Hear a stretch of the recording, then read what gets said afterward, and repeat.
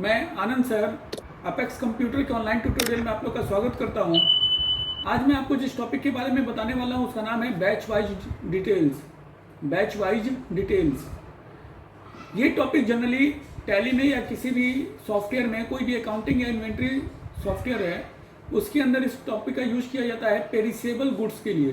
Perishable goods मतलब वैसे goods, वैसे सामान जो कि कुछ अवधि के बाद खराब हो जाएंगे या एक्सपायर हो जाएंगे। तो इस टॉपिक का use, batch wise detail topic का यूज खराब हो जाने वाले सामान के लिए किया जाता है, जो कि 6 महीने में, चाहे 1 साल में, चाहे 10 दिन में। तो खराब हो जाने वाले जो भी सामान होंगे उसके लिए हम बैच वाइज डिटेल्स का यूज करेंगे। जैसे मेडिसिन हो गया, या जो भी कॉस्मेटिक प्रोडक्ट्स हो गए, या खाने वगैरह की सामानें हो गई। तो वैसे हर सामान जो कि कुछ दिन के बाद या कुछ साल के बाद या कुछ महीने के बाद एक्सपायर होने वाले हैं, वहाँ पर हम बैच वाइज डिटेल्स का यूज करेंगे। तो इसके अंदर आपको एक्सपायरी डेट भी सेट करना पड़ेगा, मैन्युफैक्चरिंग डेट भी सेट करना पड़ेगा, जिससे कि जब आपका सामान खराब होने वाला हो और उस दिन आप एंट्री करें तो ये आपको बता दे कि अभी सामान और कितने दिन तक चलने वाला है। मतलब कि अगर आपका सामान खराब होने में 1 दिन है तो आपको डेट दिखाएगा। उस डेट से आप आइडिया लगा सकते हैं कि ठीक है, इसमें अभी 1 दिन अभी बचा हुआ है खराब होने के लिए।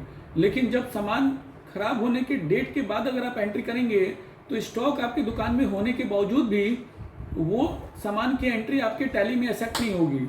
आपको स्टॉक सामने दिखेगा लेकिन आप उसकी एंट्री अपने सिस्टम में नहीं करा पाएंगे। तो ये फायदा होता है कि अगर एक्सपायरी गुड्स की एंट्री आपने सिस्टम में कर रखी है तो अगर वो एक्सपायर हो चुका है तो टैली में वो स्टॉक आपको नहीं दिखाएगा, बेशक दुकान में आपके सामने वो क्यों ना रखा हो। तो इसकी एंट्री हम कैसे करेंगे, चलिए उसको एक वीडियो के द्वारा समझते हैं, उसको एक प्रैक्टिकल के द्वारा समझते हैं। तो इसके लिए स्टेप बाय स्टेप हम प्रैक्टिकल को आगे बढ़ाते हैं बैच वाइज डिटेल्स के। तो सबसे पहले तो हमें फीचर ऑन करना पड़ेगा। उसके लिए हम F11 और F2 प्रेस करेंगे और यहाँ पर हमें कुछ फीचर ऑन करना पड़ेगा, जैसे कि मेंटेन स्टॉक कैटेगरी यस करेंगे और बैच वाइज डिटेल को यस करेंगे।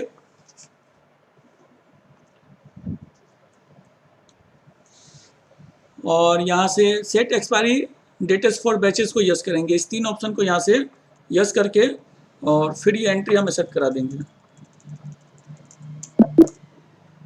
ठीक है, ये फीचर हमने ऑन कर लिया। फीचर ऑन करने के बाद से हम इन्वेंट्री इन्फो पे जाएंगे। इन्वेंट्री इन्फो से स्टॉक आइटम्स पे जाएंगे और क्रिएट करेंगे। जैसा कि कुछ मेडिसिन मैं यहाँ पर क्रिएट करता हूँ, उसमें से एक है बेनाड्रिल। मैं यहाँ पे बनाता हूँ बेनाड्रिल 150 ml। अंडर में मैं कर देता हूँ Johnson and Johnson limited, Alt+C करके।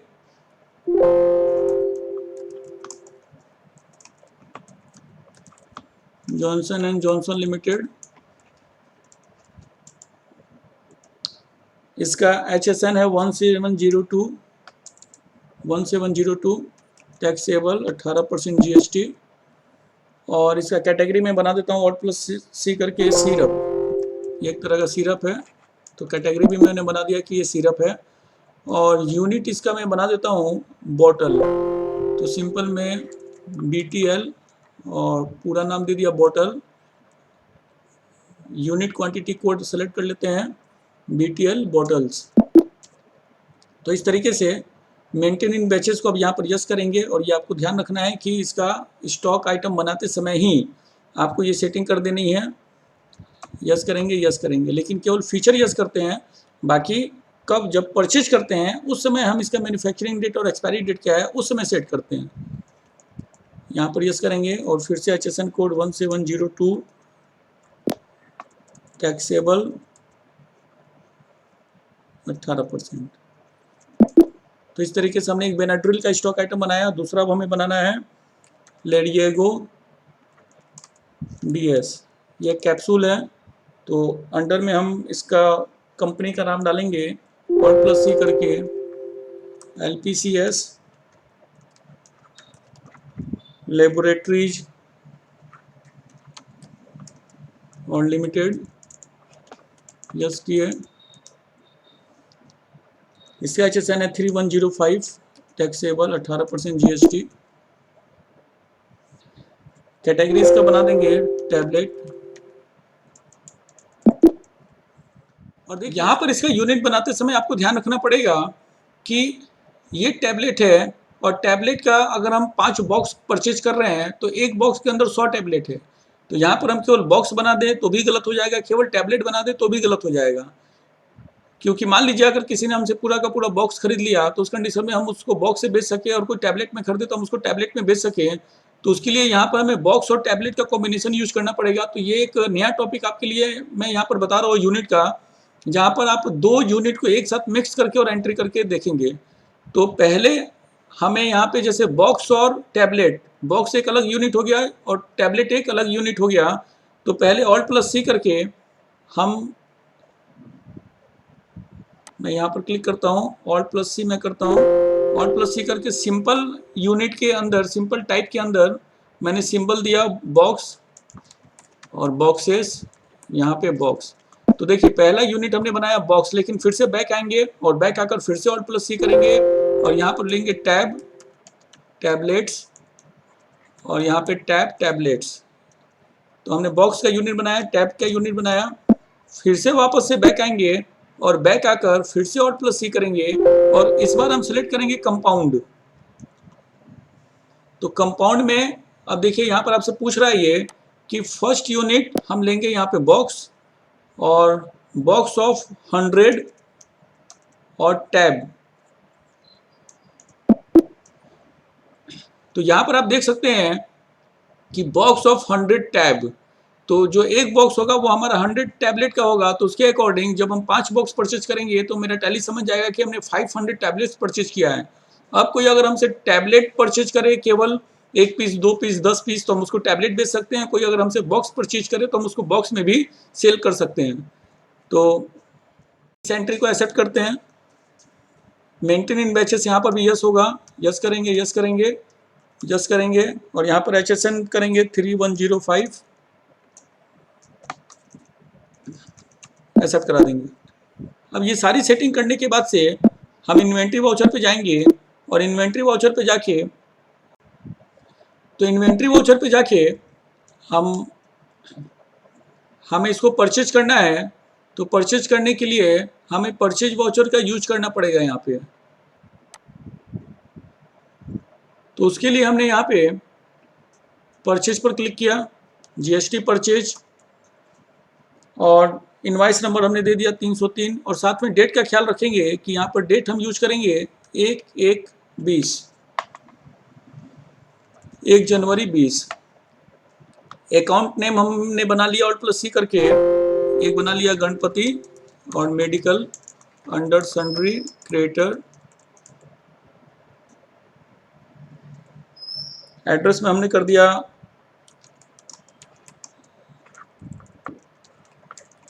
Near bus stand, Gopalganj Bihar, pin code 841428। Regular और GST नंबर हमने दे दिया 10 ALA PG 477 5H 1ZH। Goods purchase, और यहाँ पे पहला मेडिसिन हमारा बेनेड्रिल 150 ml, गोदाउन हमने लिया मेन लोकेशन। अब देखिए यहाँ पे, अब हमें यहाँ पे बैच या लॉट नंबर हमें देना पड़ेगा, जिससे कि हमें ये पता चल सके कि किस लॉट का माल, किस बैच का माल हम परचेज कर रहे हैं और उसका मैन्युफैक्चरिंग डेट या एक्सपायरी डेट क्या है। तो जितने भी सामान बनते हैं उन सबों का एक बैच नंबर दे दिया जाता है, जिससे कि उसका मैन्युफैक्चरिंग और एक्सपायरी डेट फिक्स किया जाता है। मेडिकल वाले एक ही दवाई बार बार परचेज करते हैं, तो जितनी बार वो परचेज करते हैं उसका मैन्युफैक्चरिंग और एक्सपायरी डेट अलग हो जाता है। कैसे? तो जो भी मैन्युफैक्चरिंग कंपनी मेडिसिन बनाती है तो वो एक बार में हजारों मेडिसिन बनाती है, लाखों मेडिसिन बनाती है। तो चूंकि वो सेम डे में मेडिसिन बना, तो उसके लिए उसका एक बैच नंबर दे दिया जाता है कि उस बैच नंबर के जितने भी मेडिसिन होंगे उन सबों का सेम मैन्युफैक्चरिंग और एक्सपायरी डेट होगा। अगर कोई दुकानदार 10 दिन बाद फिर से परचेज करता है तो 10 दिन बाद उसका बैच नंबर अलग होगा, उसका मैन्युफैक्चरिंग और एक्सपायरी डेट भी अलग होगा। तो हमें यहाँ पर एक बैच नंबर देना पड़ेगा, जिसके अकॉर्डिंग हमें पता चले कि किस बैच नंबर के अकॉर्डिंग उसका मैन्युफैक्चरिंग और एक्सपायरी डेट क्या था। तो यहाँ पर हमने एक बैच नंबर दे दिया,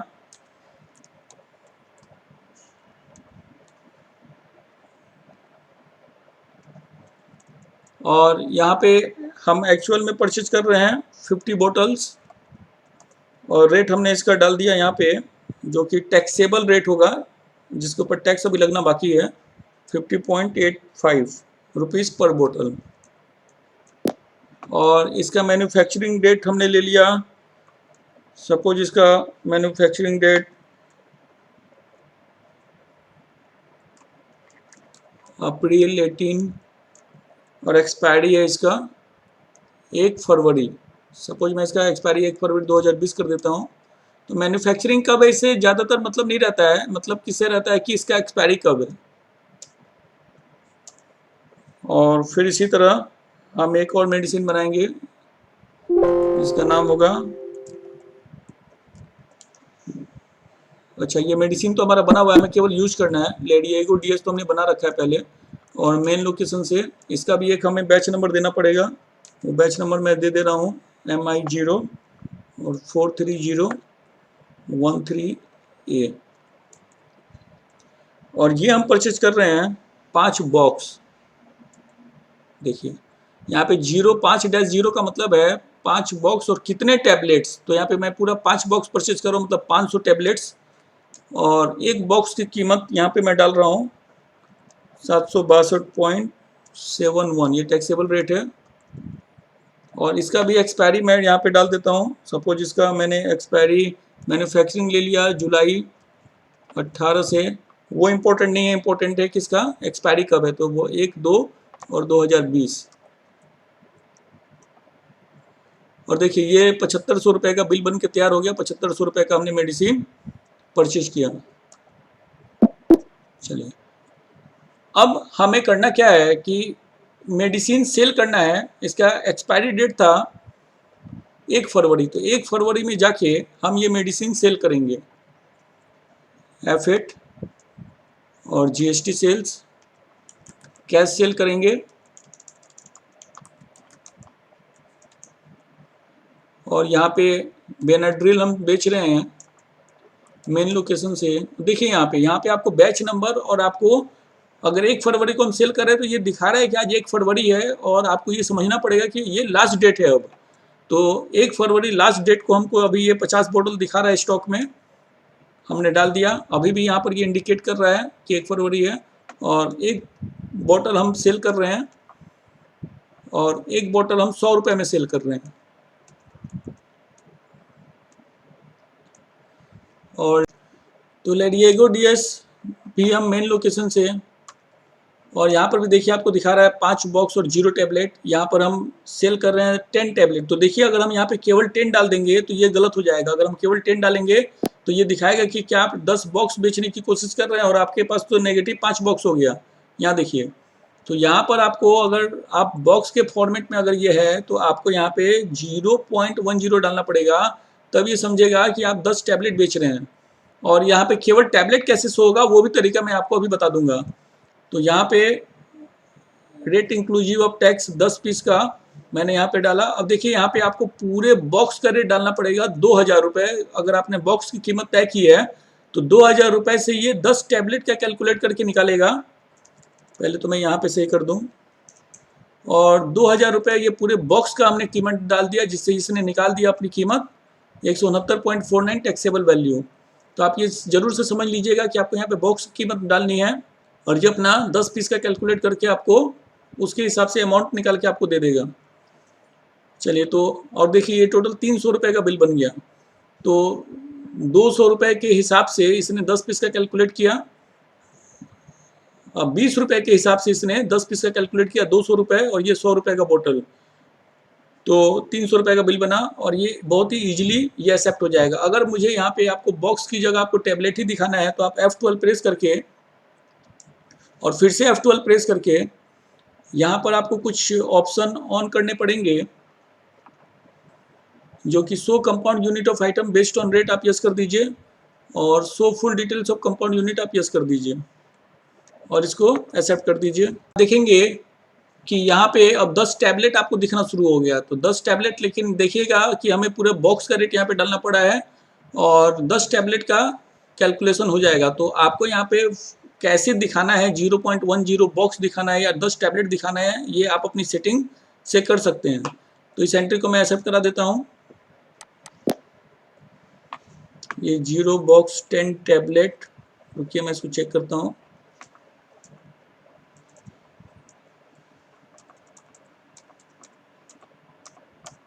सही है बिल्कुल, और इसको मैंने एक्सेप्ट कर दिया।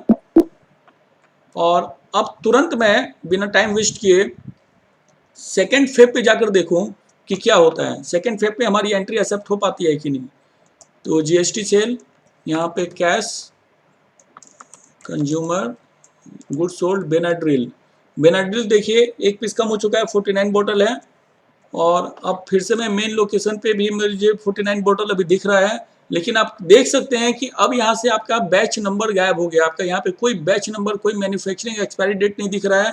तो आप यहाँ से तुरंत समझ सकते हैं कि बेशक 49 बोतल्स आपके पास रखी हुई है, लेकिन वो सब एक्सपायर हो चुके हैं और कोई एक्सपायरी डेट यहाँ पे या मैंने बैच डिटेल या मैन्युफैक्चरिंग डेट का ऑप्शन यहाँ पर नहीं आ रहा है, तो आप इसको नहीं सेल कर सकते हैं। तो इस तरीके से आपको ये विशेष ध्यान रखना होगा कि एंट्री करते समय कि आप जो मेडिसिन बेच रहे हैं वो एक्सपायर है या नहीं है। तो टैली आपको यहाँ पे हेल्प करता है ये चीज़ बताने के लिए। उम्मीद करता हूँ कि आपको ये पूरा ट्यूटोरियल अच्छे से समझ में आया होगा और आप इस प्रैक्टिकल को बार बार देखिए। आपका बहुत बहुत धन्यवाद।